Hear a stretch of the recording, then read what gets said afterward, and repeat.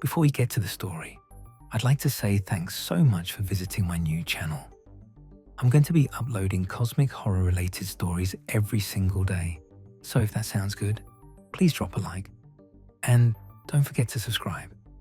It means a lot, especially when just getting started. I hope you enjoy the story. Day 41 of 90, and I have stopped sleeping the way I used to sleep. I want to be precise about that because imprecision is how things go wrong out here, and I've been a flight engineer long enough to know that the difference between a problem and a catastrophe is almost always the quality of attention paid to it before it became one. I'm not sleeping badly in the way of stress or homesickness or the particular claustrophobia that gets to some crew members around the midpoint of a long transit, when the origin is as far as the destination and the math of the remaining days settles on you like weight. I've done 3 previous deep space transits, and I know what that feels like, and this isn't it. I'm not sleeping well because of what's on the proximity display. My name is Paz Oduya.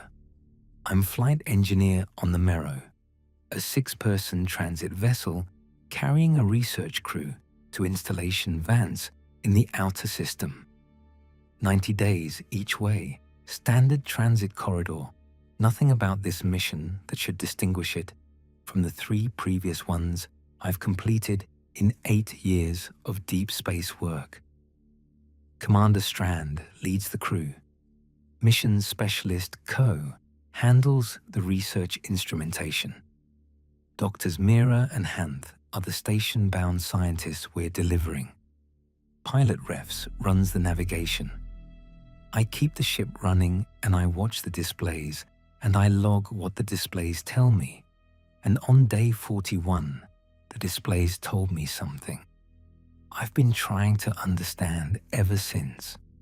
I'm writing this in my personal log rather than the mission log because what I'm writing is not yet a mission-level event, and because I want a record of my own thinking separate from the official account, in case the official account ends up being insufficient. Day 41, midway through my watch shift. The proximity display runs continuously, and I check it the way I check everything, on a cycle, eyes moving from system to system in the sequence I've run for 8 years. Deep space transit proximity is mostly empty. The occasional catalogued object, debris from the early expansion period, the rare natural body that the charts flag and U-note and pass. The display is designed to make anything anomalous visible immediately. A different return signature for uncatalogued objects, a distinct alert threshold for anything matching the ship's vector within certain parameters. The alert was quiet.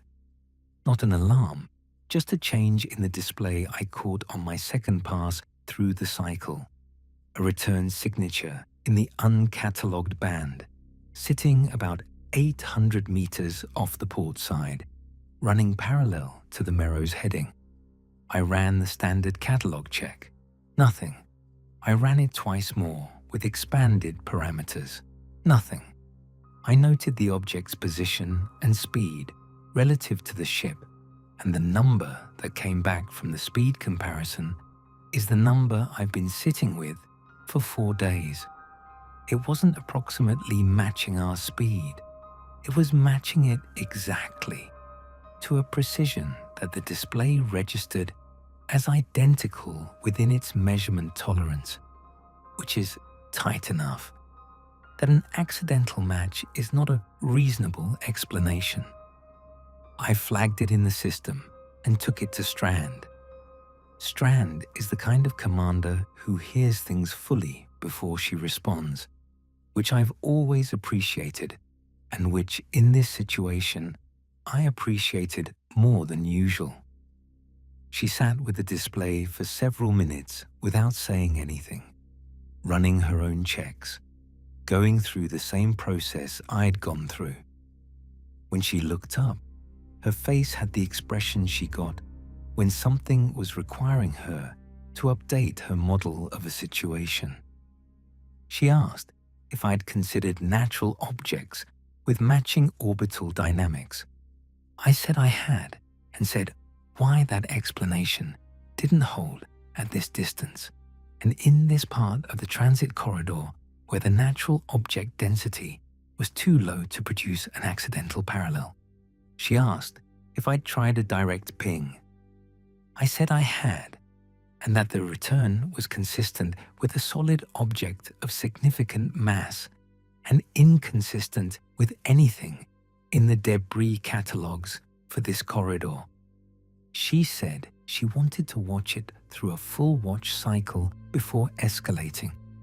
I agreed and went back to my station and watched it for the next 6 hours, and it sat at 800 meters off the port side and matched our speed and did nothing else. At the end of the watch cycle, it was in exactly the same relative position it had been at the start. That was day 41. On day 42, it started doing something new. Refs made a routine course adjustment on day 42, a minor navigation correction of the kind that comes up a few times per transit, nothing significant, a fraction of a degree off our heading to account for a gravitational variable the nav system had been tracking. Standard procedure, logged in the mission record. Total adjustment time, about 8 minutes.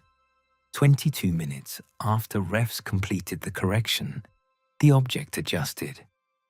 I watched it happen on the display. The parallel position it had been holding shifted, a clean movement that brought it back to 800 meters off the port side on the new heading. Matched, settled, holding again with the same precision it had held before. I called Strand immediately, and she came to my station, and we stood at the display together and didn't say anything for a moment. She said it could be a gravitational effect, the same variable refs had corrected for influencing the object's path in a way that produced an apparent mirroring. I said the timing and the precision made that difficult to support. She said she knew that, and she was saying it anyway because she needed to hear why it didn't hold before she moved to the next explanation. I told her why it didn't hold. She listened and nodded once, and then said she was going to brief the full crew. The crew meeting was where the division started. Ko had been a mission specialist on 4 deep space transits, and he was the most experienced person on the Mero after Strand, and his position was clear, and he stated it without ambiguity. He said the object was an unknown, and unknowns in deep space transit had a standard protocol, which was to log them, report them to mission control, and alter course to increase distance if the object's behavior suggested any risk to the vessel. He said investigate was not a word that belonged in the protocol, and that the mirroring behavior was exactly the kind of thing the distance protocol existed for. Strand said she understood the protocol and wasn't proposing to violate it. She said she was proposing to gather more information before executing a course alteration, because a course alteration would consume fuel and time, and she wanted to understand what they were altering away from before committing the ship to it. Ko said that understanding what they were altering away from was the mission control's job and not ours. They went back and forth in the careful way of experienced people who disagreed and knew they had to keep working together afterward. Mira and Hanth said almost nothing, which was appropriate, given that they were passengers in a practical sense. refs said what I was thinking, which was that before we decided anything, we should find out whether the object continued to mirror us if we made another adjustment, because if it did, that told us something, and if it didn't, that also told us something. Strand approved a test adjustment, small, deliberate, logged as a navigation check. The object mirrored it in 19 minutes. I sent the mission control communication on day 43. It took me longer than it should have to write because I was trying to be accurate without being alarmist, and those two things were harder to balance than they usually were. I described the object, its position, its behavior across the two mirroring events, the catalog checks, the speed match. I asked for any information Mission Control had on uncatalogued objects in our transit corridor and for guidance on protocol given the mirroring behavior. The transit communication lag for our current position was about 3 hours each way, so I expected a response in 6 hours or so. I went off watch and tried to sleep and managed a few hours and came back to my station and found that the response had arrived.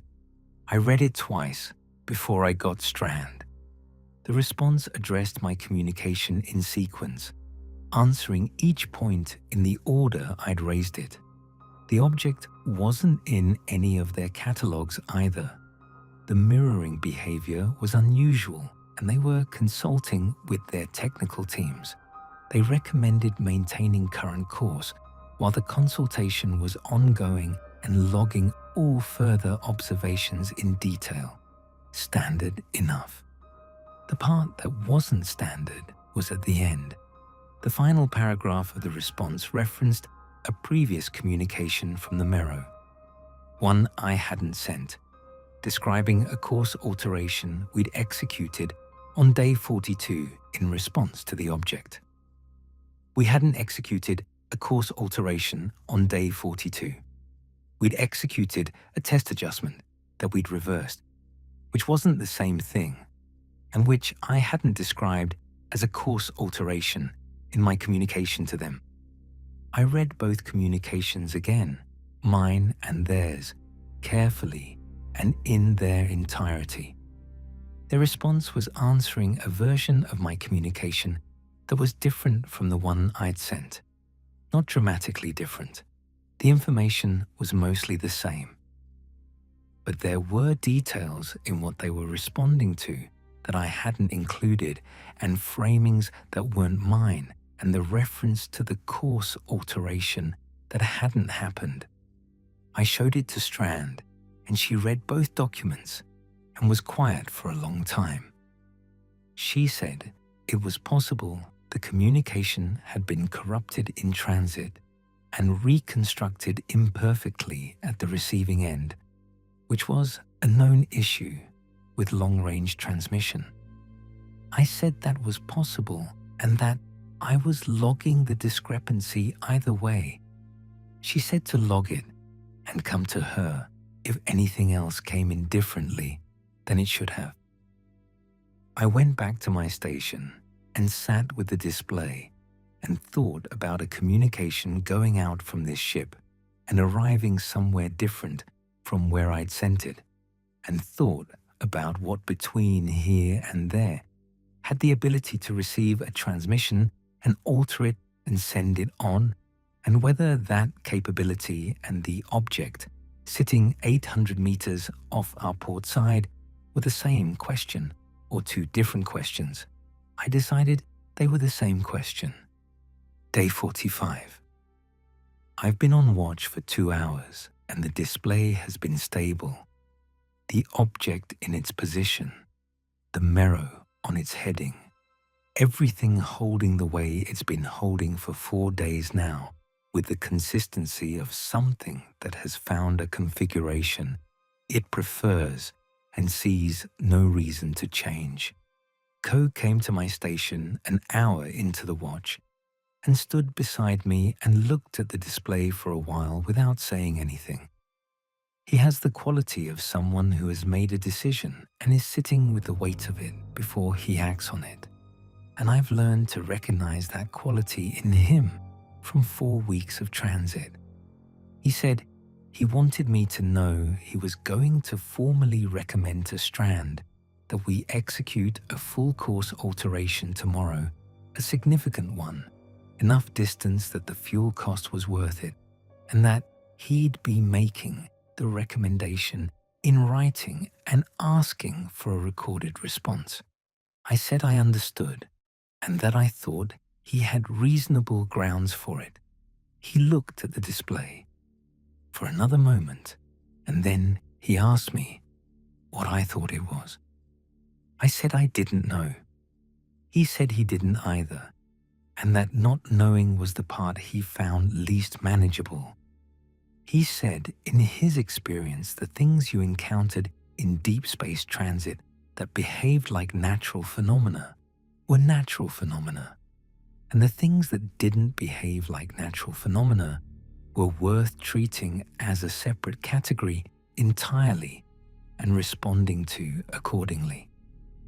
He said everything about what was on that display was in the second category and had been from the first day, and he thought we'd spent 4 days treating it like it might be in the first category, and he thought that had been a mistake.